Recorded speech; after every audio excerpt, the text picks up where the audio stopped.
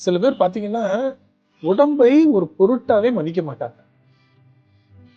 நேரத்துக்கு சாப்பிட மாட்டாங்க, சரியா தூங்க மாட்டாங்க, ஓய்வு கொடுக்க மாட்டாங்க, நம் உடல் ஆரோக்கியமா இருக்குதான்னு கவனிச்சு மாட்டாங்க. இந்த மாதிரி உடலை சரியாக கவனித்துக் கொள்ள முடியாத பொழுது உடல் வேற வழி இல்லாமல் ஓய்வு எடுத்துட்டா உங்களுடைய டோட்டல் ஒர்க் ஸ்டக் ஆகும்.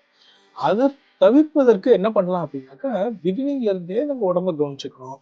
நம்மளுக்கு சரியான உணவு சரியான முறையில பண்ணணும். அதுக்கு திருமூலர் என்ன சொல்றாருன்னா, உடம்பினை முன்னம் இழுக்கென்றிருந்தேன், உடம்பினுக்குள்ளே உருபொருள் கண்டேன், உடம்பிலே உத்தமர் கோயில் கொண்டான் என்று உடம்பினை யானிருந்து ஓங்குகின்றனே அப்படிங்கிறார். அதாவது என்னன்னா, நம்ம உடம்புக்குள்ளதான் கடவுள் இருக்காரு. அதனால நான் உடம்ப நான் பூஜிக்கிறேன் அப்படிங்கிறாரு. அப்போ உடம்ப பத்திரமா பாதுகாத்துக்கிட்டாதான் நீங்க என்ன பர்பஸ்க்காக இந்த உலகத்துக்கு வந்தீங்களோ அதை உங்களால சரி பண்ண முடியும்.